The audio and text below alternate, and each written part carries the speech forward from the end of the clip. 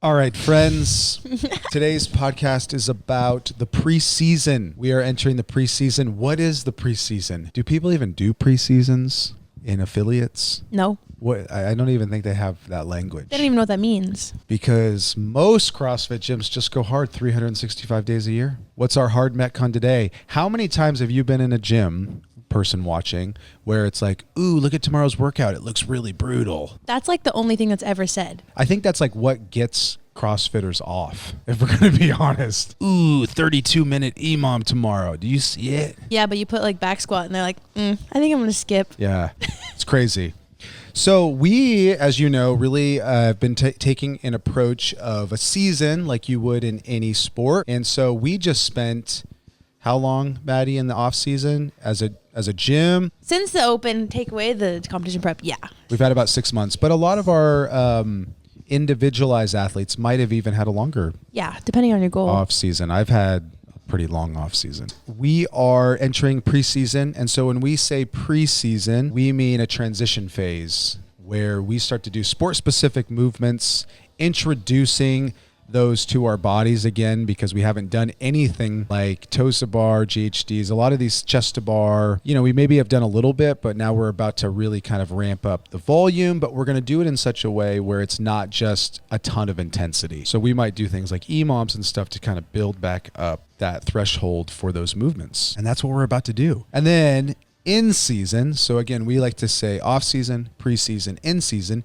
In season is about 8 weeks before the open, which we think is just a great place for most people to compete, is what we would traditionally think about as CrossFit. So most of you that do CrossFit should probably do it like you are doing it for only 2 months a year, ideally, and then work on your shit the rest of the time. So you get better. This sounds crazy, but I assume for some of the listeners, this actually is quite exciting listening to a concept like this, because you're realizing that just being in season for 12 months, you burn out. Let's talk a little bit about our preseason, what we're doing. For gymnastics, this is a time where most of our athletes have been doing a lot of hypertrophy. So we have been working on the lats, we have been working on the biceps, the triceps, the chest, the legs, the quads, the glutes, all those things, but we're working on just getting stronger. Now we're going to start to transition, get back to doing some toe to bar, get back to doing some chest to bar, handstand push-ups. This is a time when we really ramp up the Olympic lifts. Again, the Olympic lifts are amazing, but they're not necessarily going to get you really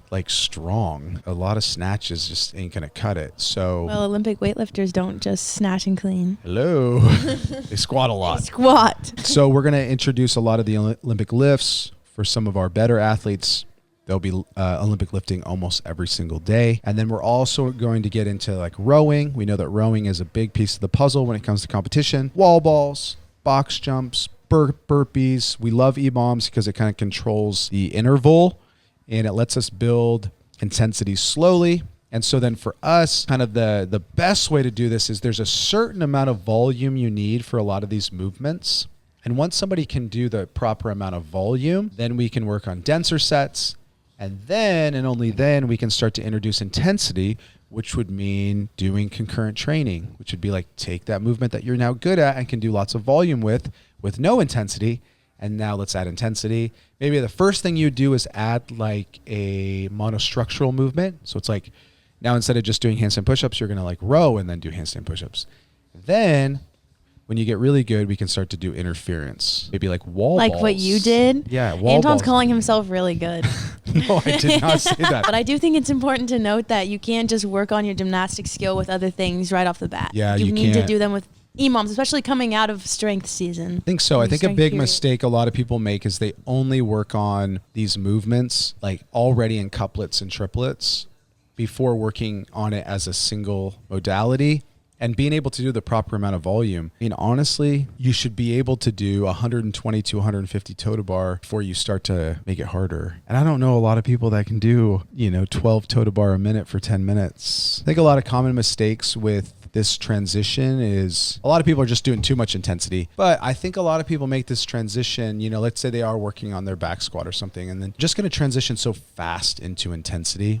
I think you really got to give yourself time. Done this now for a few years, trying to embrace a season approach. And I mean, we only did like 60 GHDs yesterday and I'm sore, like really sore. And then we did a decent amount of like squatting with wall balls and my legs are And we did rough. snatches. Hand snatch. There's just a lot of squatting and I'm just sore, like weirdly sore. You know, it's different. It is way different than doing the hypertrophy and then feeling that soreness the next day. Another common mistake here is you have to let the body recover. And so one thing that's always really tough, I've always seen, is that there's a lot of kipping gymnastics involved in the sport of fitness. And you have to kind of figure out where to put this stuff. You know, even for me, we did ring muscle ups yesterday. We did bar muscle ups today, toe to bar. You know, it's all kind of interfering with each other and you just have to kind of, it can feel weird if you're good at these movements to do like 40 of them. You're like, is that really enough? You just have to take it slow. It's a lot of like shoulder work. Yeah, as you're like, hey, let me just do more. It's like, well, you might get hurt. Also, my hands. It's been 2 days and my hands are not used to holding the bar, the pull-up bar and the barbell for that long. I know. Ugh. I know. It's a lot. Gotta build that up. Yeah, you have to build up a little bit of the hand strength. Yeah, the moving of the hands on the bar is really rough. Yeah. I also think we've been talking a lot about nutrition. Definitely need to increase your carbohydrate and caloric intake a lot when you start to do more training like this. You got to eat more if you want to train more. In general, we've been talking about this a lot. The overall thing we're seeing is people having too much fat in their diet and not enough carbohydrate. And for training like this, it needs to be much higher carbohydrate, much lower fat. And that's really hard. It's just really hard in our society to eat a lower fat diet. But I promise you, it will make a huge difference in your training. And I think it'll make a huge difference in how you look. Those are some of your goals. If you have some aesthetic goals, the carbohydrates are going to be the win for you. And it's a big shift because, you know, society has been telling us to lower carbs so often. Things like bread, rice is bad. It's a big miss. Got to fuel the training. Got to fuel the training, and the peanut butter ain't going to do it. Get in your carbs, and don't be afraid of eating more than you think. You're also just going to feel more full. It's a lot of food you can eat when it's just like pure carb. Let's talk a little bit about in season. So we're only going to do this for November, and then December, January, we're in season. In season, like we talked about, is pure sport. The goal isn't necessarily anymore to get fitter. It's just to get ready to perform. It's literally just practicing the sport. So if we played basketball or something, this would be like, we're going to start playing a lot of basketball. We've done all these skills and drills for so long. We've gotten faster, gotten stronger. And now let's like just put it on display. And another thing I would say that I think is a big miss is that save your performance for the performance day. I think a lot of us are always performing in CrossFit. There's always a leaderboard. But much cooler for you to have your best showing on game day. I've been thinking about that a lot, is really watching my intensity and kind of like, I find I perform much better if I really save it for that moment. You actually don't have as much of that ability to perform at that high level very often. It takes a lot out of you. It does. It's not something that you can just refuel with food. Like, yeah, it takes time to feel better after something like that. Yeah, another thing is, you know, our intensity is going to go up, so inevitably our volume has to go down, especially when we get into in-season. We're going to be doing things like 21, 15, 9 couplets. That's not a lot of volume, but the goal then for a lot of our athletes, especially ones that are going to go to quarterfinals, is trying to get them to really perform well. Go for it on this workout. And if you don't have any other energy to do anything else, that's okay. The miss here is that people are doing this all year. You only need to do it for like a little bit. And what's crazy is a lot of the science says that this style of training, like Grace, like 30 clean and jerks for time, is what we would call a battery test. The science says is that your adaptation for something like that only lasts about 5 days. That means if I train to get better at Grace, and then my adaptation for that workout will probably only last about a week. So what I'm saying is that you only need to really work on that for a few weeks, 2 to 4 weeks before you compete in it, because that's the only time the adaptation is even going to last for you.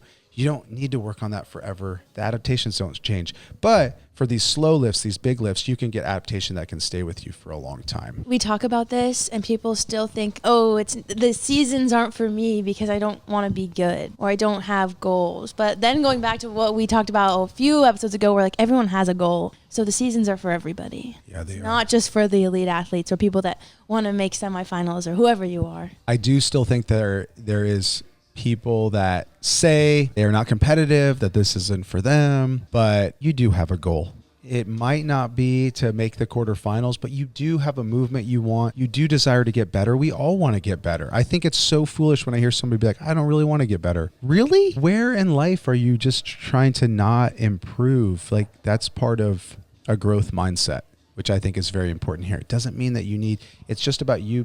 It's you against you. It's you versus you. This seasonal approach is just going to be better anyway. And the one last thing I'll say is this is really how you're going to do something like this for a long time. If we continue to not treat it like a sport and think we can just go hard all the time, we're going to burn out. We will not have any longevity in the sport of fitness. And so this is the future. Seasonal approach is the way that we're going to see people do CrossFit for a long time. Take this approach and I promise you'll probably have your best performance to date. In the open, we hope to see you on that leaderboard because we're going to be getting after it.